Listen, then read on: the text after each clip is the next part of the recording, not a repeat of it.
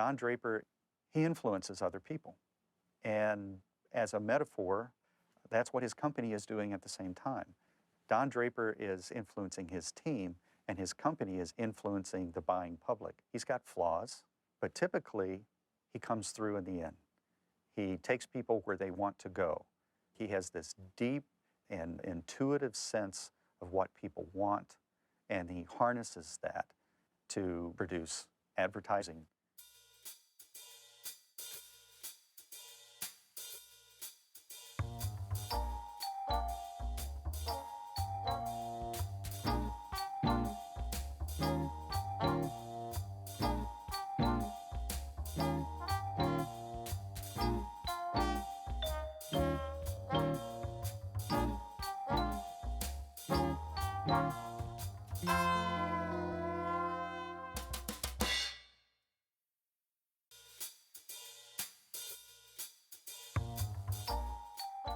Leaders who have composure.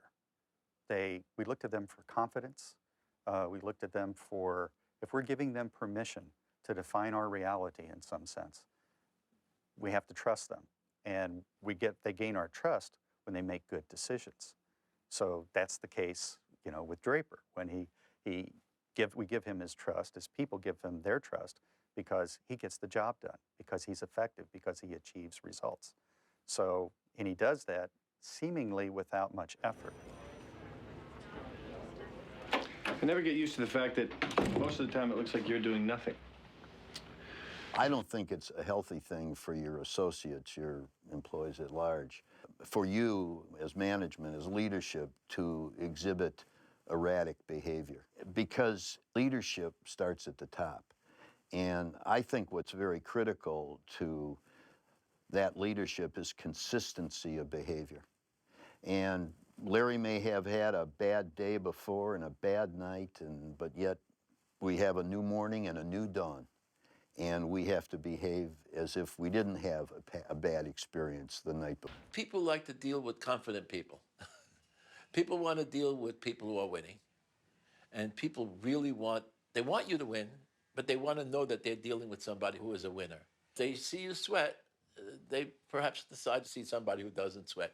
It's very important, really important, to look confident and be confident. You can't fake it.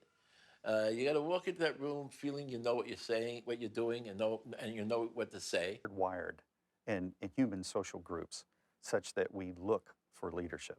Maybe they don't have the answer, but we want them to. So we give them our trust, we give them our confidence, and when they have that composed, in the face of the storm, stoic sort of a perspective, that tends to validate in our own minds what we think leaders are supposed to. Thought about leadership, that what we all have in our head is a script about what leaders are supposed to be. And when people act in accordance with that script, we give them leadership, we give them our trust. So maybe that's something that's hardwired, maybe it's in our DNA. Humans and social groups look for people who deliver those types of traits and behaviors, and when they do, we reward it by following them. You know something? We are all here because of you. All we want to do is please you.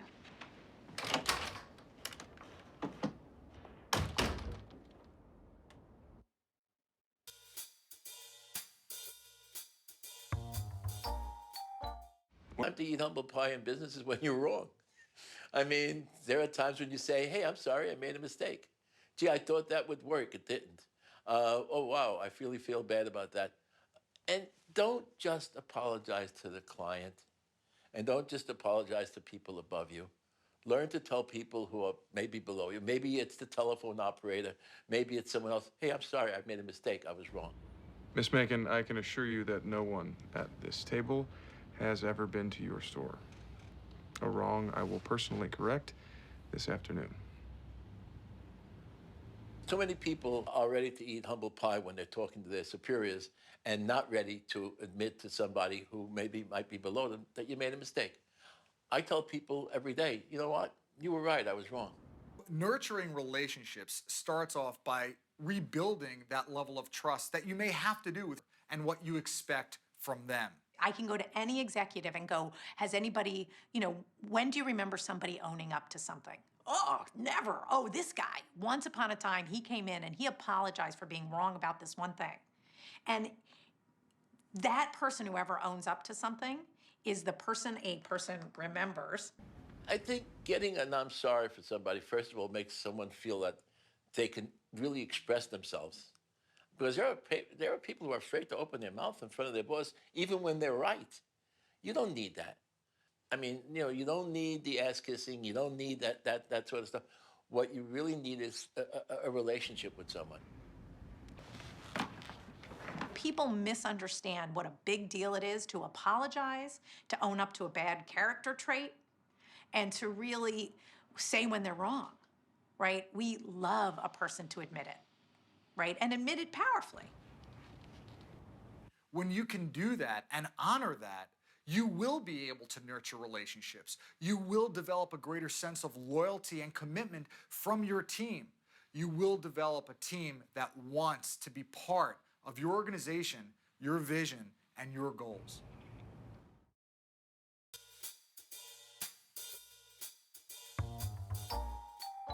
The most important mode a person needs to be in to achieve success, right? If you're not persistent, get over yourself, right? Like it ain't happening.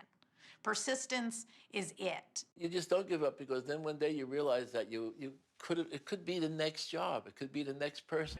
From the day I decided I wanted to be an advertising copywriter, it took 7 years before I finally got a job. There's a lot to say when it comes to persistency and success. And there's many schools of thought. Some people say it can be annoying. Some people say it's a critical component to success.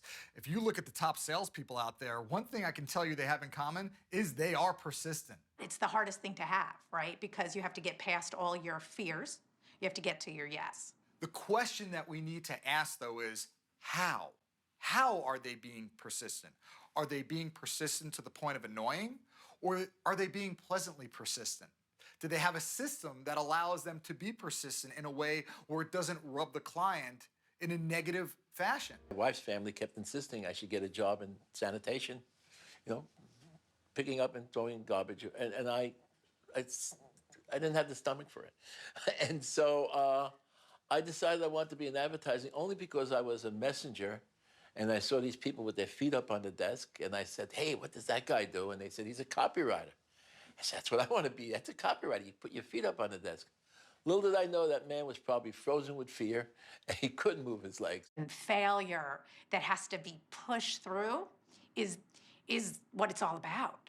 And sooner or later, you're going to wear the bastards out. I mean, you're really going to get a job. The answer.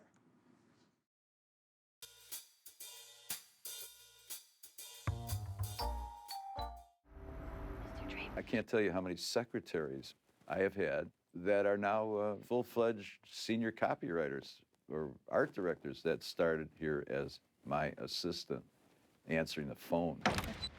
Miss Olson, you are now a junior copywriter. Is this really happening? Yes, it is. Everyone's looking for, are they being taken care of or are they being jilted? Like every given moment, we're always wondering if we're rejected. You're sure it's not starting Mr. again? Campbell's office. What? I let him know. The firings? Mr. Campbell, Mr. Pryce wants to see you. And so if in a company there's a promotion available and everyone doesn't know about it, and even if you're gonna go outside, if you don't give that information to everybody, there will be gossip and people will be offended, right? Even if no one could do the job in the office and you know that, you still better give everybody the information and let everybody feel like they're participating. Putting from within. So what are those benefits? Well, first and foremost, you're dealing with people that know your company and are already a fit within your culture. They know your product and service offering. They know the people that they're often working with already. So there's already some symbiotic relationship there that exists where there's already a way where they're communicating collaboratively and working well together. No one knows how this works? Cost savings from promoting from within. You're reducing the cost of having to go out and recruit externally and spend your time as well as your money trying to find good talent. And finally, if you, for example, rose up the ranks within your organization, and let's say today you're a sales executive, and years before that you were a salesperson, well, you being a sales executive now and supporting either sales managers or even salespeople, you know from firsthand experience what those salespeople are running up against. You've been in the trenches, you've walked in their shoes, you've carried that bag. So because of that, you do have the added advantage of being able to speak more intelligently and more tactically, especially when dealing with specific and relevant challenges and concerns that those salespeople may have had. The things that the leader pays attention to are important for an organization. And people are thereby able to learn about the kind of behaviors that are going to be rewarded by the leader. I mean, we want that. We want those strokes. We want to be recognized for doing a good job. So when we see someone else that's recognized for a particular activity, that message to the rest of the people in the organization is, that's what you do. That's what we do around here. And that's important. Inspired. Congratulations, boys. Peggy, you want to write that down? Don said congratulations.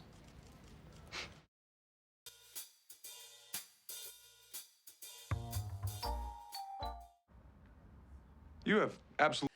You've got to take a chance. You can't try to hold on to what you have. You got to just reach out for something more. If you're going to create, if you're going to try something new, you are going to take on risk to exceptional performance without taking some risk. And in the process, taking some failures as well. Then I started an agency, and then we were about to go out of business because we were really running out of and if you want to talk about risk taking, we were down to our last $4,000. And my partner and I were talking, and he said, well, after we finish paying the rent, I guess we're going to have to close because we're out of business. And I said, you know what? Let's throw a party. Let's throw a big party. Let's invite everybody in advertising. And he said, are you crazy? I said, no, let's look successful. Let's look like we're making it. Let's throw a big party. Yes? There's been a small adjustment to the scale of our Christmas party. Lower or higher? Lee Garner Jr. will be joining us. I trust he'll make the appropriate improvements. Well, I don't. We need to change its rating from convalescent home to Roman orgy.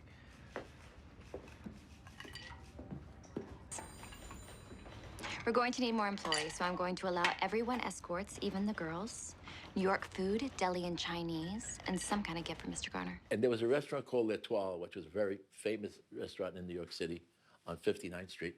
And it was, I mean, really fancy. And we threw a party that cost us $3,500.